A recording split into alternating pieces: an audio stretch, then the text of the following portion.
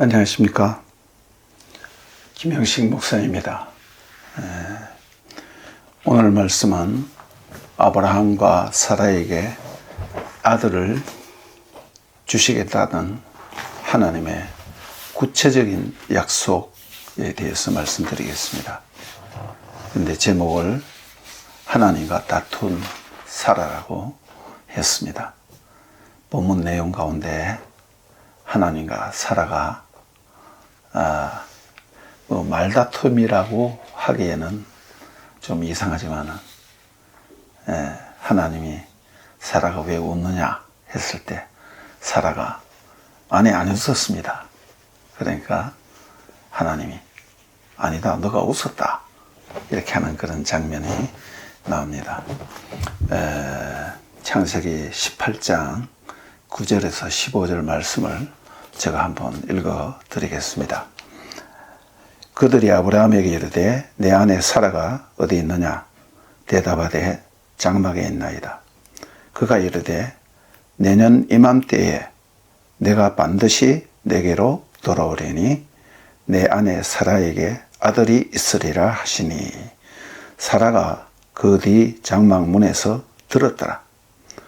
아브라함과 사라는 나이가 많아 늙었고 사라에게는 여성의 생리가 끊어졌는지라. 사라가 속으로 웃고 이르되 내가 노쇠하였고 내 주인도 늙었으니 내게 무슨 즐거움이 있으리요. 여호와께서 아브라함에게 이르시되 사라가 왜 웃으며 이르기를 내가 늙었거늘 어떻게 아들을 낳으리요 하느냐? 여호와께 능치 못한 일이 있겠느냐? 기한이 이를 때에 내가 내게로 돌아오리니 사라에게 아들이 있으리라. 사라가 두려워 부인하여 이르되 내가 웃지 아니하였나이다. 이르시되 아니라 내가 웃었느니라. 그 사람들이 거기서 일어나 소돔으로 향하고 아브라함은 그들을 전송하러 함께 나가니라. 이 부분입니다. 하나님이 9절과 10절에서 약속을 하죠. 그들이 아브라함에게 이르되 내 아내 사라가 어디 있느냐? 장막 뒤에 있습니다. 장막에 있습니다. 그가 이르되, 여기는 또 단수로 이렇게 나왔습니다. 그 세 천사의 모양으로 나타난 세 사람 중에 한 사람이 바로 여호와라는 사실을 이미 말씀드렸습니다. 그가 이르되 내년 이맘때에 내가 반드시 내게로 돌아오리니 내 아내 사라에게 아들이 있으리라. 그것을 사라가 들었습니다.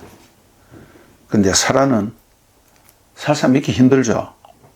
그래서 11절에 아브라함과 사라는 나이가 많아 늙었고 사라에게는 여성의 생리가 끊어졌는지라. 나이 한 80대는 아브라함 100세 때 아들을 낳았으니까 사라는 90이네요. 90대 누구 생리가 있겠습니까? 사라가 속으로 웃고 이르되, 속으로 웃었습니다. 내가 노쇠하였고 주인도 늙었으니 내게 무슨 즐거움이 있으리요. 이렇게 얘기를 했습니다. 그러니까 창세기 17장 17절에도 보면 아브라함이 또 하나님의 말씀을 불신하는 걸 볼 수 있어요.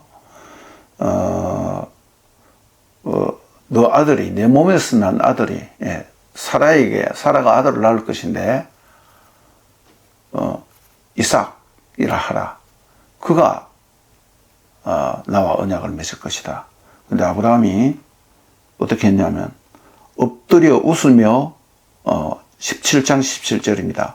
아브라함이 엎드려 웃으며 마음속으로 이르되 100세 된 사람이 어찌 자식을 낳을까? 사라는 90세니 어찌 출산하리요 하고. 그러니까 둘 부부가 다 하나님의 말씀을 잘 믿지 못했는 거죠. 로마서에 보면 아브라함과 사라가 믿지 못할 일을 믿었다 이렇게 좋게 표현하고 있는데 궁극적으로 물론 믿었죠. 그러나 한 인간으로서 처음에는 잘 믿지 못했다는 것을 우리는 창세기에서 볼 수 있습니다. 그래서 18장에 사라가 나는 여성으로서 생리가 없고 이제 우리 주인도 아브라함도 늙었으니 내게 무슨 즐거움이 있으리요. 이 즐거움이란 말이 에덴이라는 말과 똑같은 말이에요. 에덴 동산 알죠? 에덴 동산, 즐거움, 기쁨, 희락, 그런 의미가 거기 있습니다. 또 이 단어가 남녀 간의 성적인 그 즐거움을 표현하기도 합니다.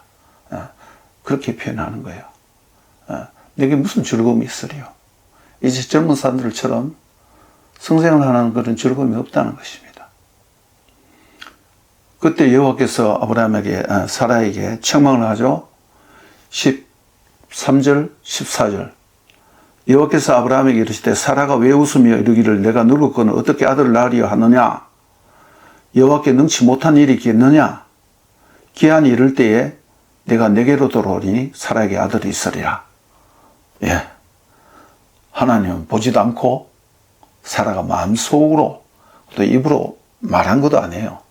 마음속으로 얘기하는 것을 다 알고 계신다는 것입니다. 이런 것을 보면 하나님이 어떤 분인가라는 것을 알 수 있죠. 시편 139편에 여호와께서 나를 감찰하시고 아셨나이다. 내가 무슨 말을 하는지 무슨 생각을 하는지 내 마음의 모든 것을 다 통촉하나이다. 이렇게 표현했어요. 예. 사라가 두려워서 부인하여 이르되 내가 웃지 아니었습니다. 안 웃었습니다. 자기도 모르게 겁나니까. 그러니까 하나님이 아니라 너가 웃었다. 예. 뭐 꼼짝 못하는 거죠. 예. 그런데 이것을 신약에 예수 그리스도의 탄생과 한번 비교해 볼 필요가 있습니다. 처녀 마리아의 반응과 태도를 봐야 되는데 제가 누가복음 1장 26절에서 38절 말씀을 한번 읽어 드리겠습니다. 누가복음 1장 28절인데 26절부터 한번 읽어 드리겠습니다. 여섯째 달에 천사 가브리엘이 하나님의 보내심을 받아 갈릴리 나사렛이란 동네에 가서 다윗의 자손 요셉이라 하는 사람과 약혼한 처녀에게 이르니 그 처녀의 이름은 마리아라. 그에게 들어가 이르되 은혜를 받은 자여 평안할지어다. 주께서 너와 함께 하시도다 하니 처녀가 그 말을 듣고 놀라 이런 인사가 어떤 일인가 생각하며 천사가 이르되 마리아여 두려워하지 말라. 내가 하나님의 은혜를 입었느니라. 보라 내가 잉태하여 아들을 낳으리니 그 이름을 예수라 하라. 그가 큰 자가 되고 지극히 높으신 이의 아들이라 일컬어질 것이요 주 하나님께서 그 조상 다윗의 왕위를 그에게 주시리니 영원히 야곱의 집을 왕으로 다스릴 것이며 그 나라가 무궁하리라. 사무엘하 7장에 있는 다윗 언약을 기억하게 하는 거죠. 마리아가 천사에게 이르되 나는 남자를 알지 못하거늘 어찌 이 일이 있으리까. 마리아가 말했어. 저는 처녀인데 남자를 알지 못한다는 것은 남자하고 성생활 해본 적이 없습니다. 그런 뜻입니다. 수처녀입니다. 천사가 대답하여 이르되 성령이 내게 임하시고 지극히 높으신 이의 능력이 너를 덮으시리니 이러므로 나실 바 거룩한 이는 하나님의 아들이라 일컬어지리라. 성령이 내게 임하시고 이거는 성령의 단순한 임재를 얘기하는 것이 아니라 이것도 성적인 용어입니다. 좀 더 엄격히 얘기하면 마치 남자가 여자와 성적인 관계를 하듯이 하나님의 성령이 그렇게 하신다는 것을 여기 구체적으로 밝히고 있어요. 보라 내 친족 엘리사벳도 늙어서 아들을 낳지 못하리라 했는데 임신 못한다고 알려진 엘리사벳 임신하지 않았느냐. 그러면서 대저 하나님의 모든 말씀은 능하지 못한 심이 없느니라. 마리아가 이르되 주의 여종이오니 말씀대로 내게 이루어지이다 하며 천사가 떠나가니라. 예. 사라와 아브라함과 사라의 불신과 마리아의 그 믿음 혹은 신앙을 사실상 비교해 볼 수 있습니다. 주의 여종이오니 말씀대로 내게 이루어지이다. 말씀대로란 말이 누가복음 18장에는 하나님의 모든 여호와께서 능하지 못한 일이 있겠느냐. 일이란 말이에요. 일. 이건 다발이란 말인데 말씀 혹은 사건 똑같은 뜻입니다. 이 다발이라는 이 히브리어 단어가 말씀도 되고 사건도 되는 거예요. 그건 뭐냐 하면 하나님의 말씀은 곧 행동이 된다는 것입니다. 사건이 된다는 그런 의미를 내포하고 있는 것입니다. 그래서 누가복음 1장 38절에 마리아가 이르되 주의 여종이오니 말씀대로 내게 이루어지이다. 이게 말씀이라고 그랬어요.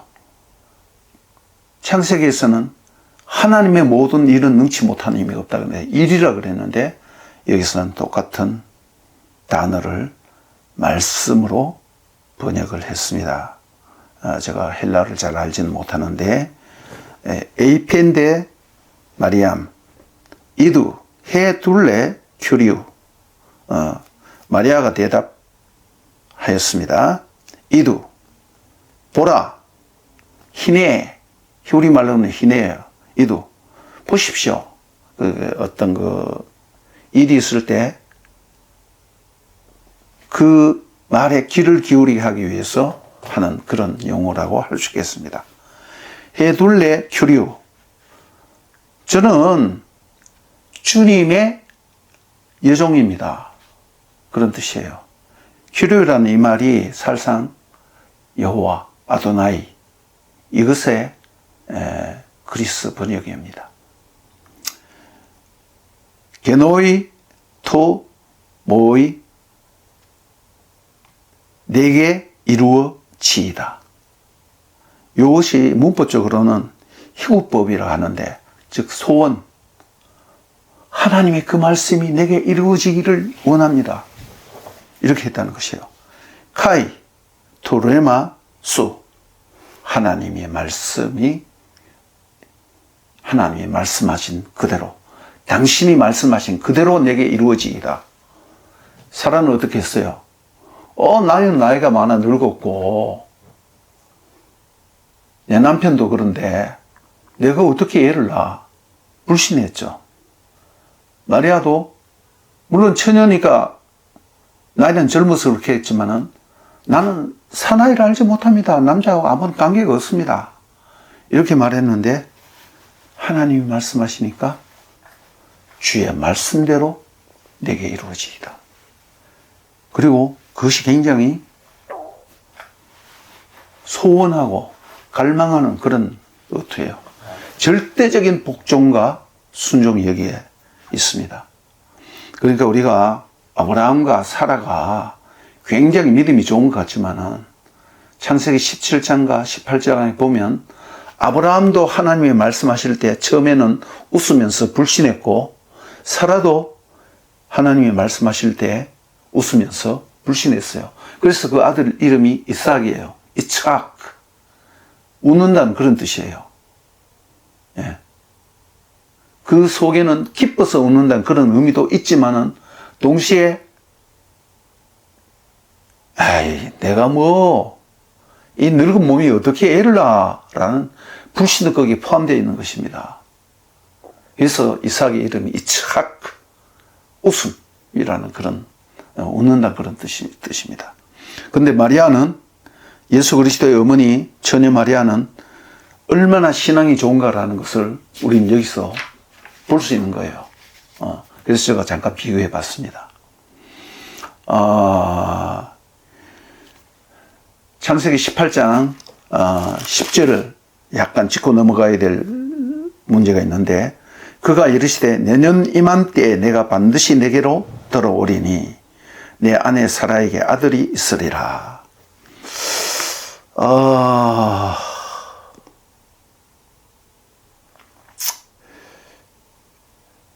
효리말로 좀 하겠습니다. 어렵지만은 바요멜 쇼브 아슈브 알레이카, 그가 말씀하시기를 내가 반드시 돌아오리라다. 부정사 독립형으로서 아주 강조할 때 쓰이는 말이에요. 그냥 돌아오는 것이 아니라 쇼브 아슈브 함으로 말미암아 내가 반드시 돌아온다, 그렇게 강조하고 있습니다. 내년 이맘때에, 이것은 하에트 하야라는 말로 직역을 하면 생명의 때에라고 해도 됩니다. 제가 히브리어 렉시콘을 찾아보니까 내년 이맘때에 라고 에둘러서 표현한 그런 해석도 있지만은 생명의 때에, 직역을 하면 하에트 하야. 그래서 그가 이르시되, 하나님이 이르시되 내년 이맘때에, 생명의 때에 내가 반드시 너에게 돌아오리니 보라, 아들이 내 아내 사라에게 있을 것이다. 이렇게 해야 좀 더 확실하게 해석이 되겠습니다. 그리고 14절, 여호와께 능치 못한 일이 있겠느냐. 조금 전에 말씀드렸지만은 이 말이, 일이란 말이 다발이에요. 여호와께 능치 못한 일 혹은 사건이 있겠느냐. 이 말은 하 이팔레 메도나이 다발. 하라는 것은 이제 의문사예요. 메도나이는 민 아도나이, 하나님으로부터, 즉 하나님에게 능치 못한 일 혹은 말, 이렇게 표현할 수 있습니다. 여기는 하나님이 능치 못한 일이 있겠느냐 했는데, 신약에서는 여호와의 말씀은 능치 못한 일이 없다, 이렇게 번역을 했습니다. 그 번역이 참 좋다고 생각됩니다. 그래서 누가복음 1장 39절에 대저 여호와의 모든 말씀은 능하지 못하심이 없느니라. 호티 우크 에두나테세 파라투 판 레마. 많은 사람이 뭐 레마하고 로고스하고 막 구분하고 그러는데 실제적으로 그렇게 구분이 되지 않습니다. 그 사람 뭐 레마의 말씀, 이거 뭐 로고스 말씀, 이렇게 하는 거는 저는 별로 찬성하지 않습니다. 아무튼 신약의 예수 그리스도의 탄생에 대해서 구약에 이미 아브라함과 사라가 90세, 100세 되는 할머니, 할아버지는 애를 낳을 수 없잖아요. 불가능하잖아요. 그 불가능한 일을 가능케 하심으로 하나님이 구약의 여러 가지 케이스를 통해서 신약에 하나님이 인간이 되셔서 인간으로 태어난다는 그 불가능한 사건을 미리 계시하고 있다는 것입니다. 이 부분에 대해서 신학적인 용어로 불임 모티브라고 합니다. 아기를 낳지 못하는 그런 모티브, 뭐라 소재라고 할까, 그렇게 번역할 수 있는데, 불임 모티브가 있는데 한번 예를 들게요. 사라, 원래 애 낳지 못하는 할머니였죠. 그 다음 리브가 결혼하고 난데 곧장 애 낳았습니까? 이삭이 40에 결혼을 했는데 20년 동안 애를 못 낳아서 하나님께 기도하고 난 뒤에 에서와 야곱이 생겼단 말이에요. 그 부분이 뒤에 나와요. 리브가도 그렇고 라헬도 애를 못 낳죠. 그러다가 나중에 결혼하고 난 뒤 한 20년 돼갖고 요셉을 낳았단 말이에요. 뿐만 아니라 사무엘의 어머니 한나, 애 못 낳죠. 그리고 한나의 그 애를 낳고 난 뒤에 찬송이 있는데 그 한나의 찬송이 마리아의 찬송과 아주 흡사합니다. 즉 마리아의 찬송은 한나의 찬송을 많이 인용했다는 그런 얘기가 되는 것이에요. 이걸 다 설명하려면 또 한 번 더 해야 되니까 생략하고, 그 다음 바로 앞에 세례 요한이 태어날 때 늙은 사가랴와 나이 많은 엘리사벳이 노인인데 임신했잖아요. 그들도 불신했죠. 그러니까 벙어리게 됐단 말입니다. 이런 여러 가지 아기를 못 낳는 그런 사건이 구약에서부터 쭉 내려온단 말입니다. 사라, 리브가, 라헬, 한나, 엘리사벳. 그 다음 예수 그리스도는 처녀가 잉태하여 아들을 낳는다. 처녀도 애 놓으면 안 되는 거죠. 예. 나이상으로는 애를 놓을 수 있는 나이겠지만은 법적으로는 처녀는 애를 낳으면 안 되는 거예요. 그건 불법이에요. 그리고 그 당시에 그런 일은 처형당했단 말이야. 돌로 맞아 죽어야 되는 거예요. 애를 낳지 못하는 사람이 애를 낳았다. 즉 하나님은 하나님의 아들 예수 그리스도가 이 땅에 태어나는 그 자체가 불가능한 일을 가능케 하신 하나님의 전능하신 일이라는 것입니다. 여호와께 능치 못한 일이 있겠느냐? 대저 여호와의 모든 말씀은 능하심이 없습니다. 참 불가능한 일이 없습니다. 그런 뜻이 여기에 있는 것이에요. 아무튼 하나님은 아브라함과 사라에게 그 로마서에 보면 4장에 보면 죽은 자와 방불하다 그랬죠. 아기를 낳는다는 의미에서는 아기를 못 낳으니까 그건 죽은 자와 똑같은 거예요. 나무가 있는데 과일이 열려야 되는데 과일이 안 열려. 그러면 그 나무, 어떤 나무든지 과일나무, 사과나무든지 뭐 살구나무든지 그 나무로서는, 살구나무로서는 더 이상 가치가 없는 거예요. 사과나무로서는 더 이상 가치가 없는 거예요. 그와 똑같은 겁니다. 불가능한 아들 이삭을 주리라고 약속한 그 약속이었다는 것입니다. 그것은 무엇을 보여주냐면 하나님이 어떤 분이시며 장차 임할 하나님 나라가 어떤 나라임을 보여주는 것이에요. 하나님은 어떤 분이십니까? 전능하신 분이다 이거죠. 또 하나님 나라는 어떤 나라인가? 전능한 나라다. 어느 만큼 전능한가? 죽은 자도 다시 살아나는, 도저히 해결할 수 없는 죄도 해결할 수 있는 그런 나라, 그리고 죽은 자도 살리는 그런 나라임을, 그 생명의 나라, 영생의 나라임을 미리 아브라함과 사라를 통해서 계시해 주는 것입니다. 오늘은 여기까지 말씀드리겠습니다.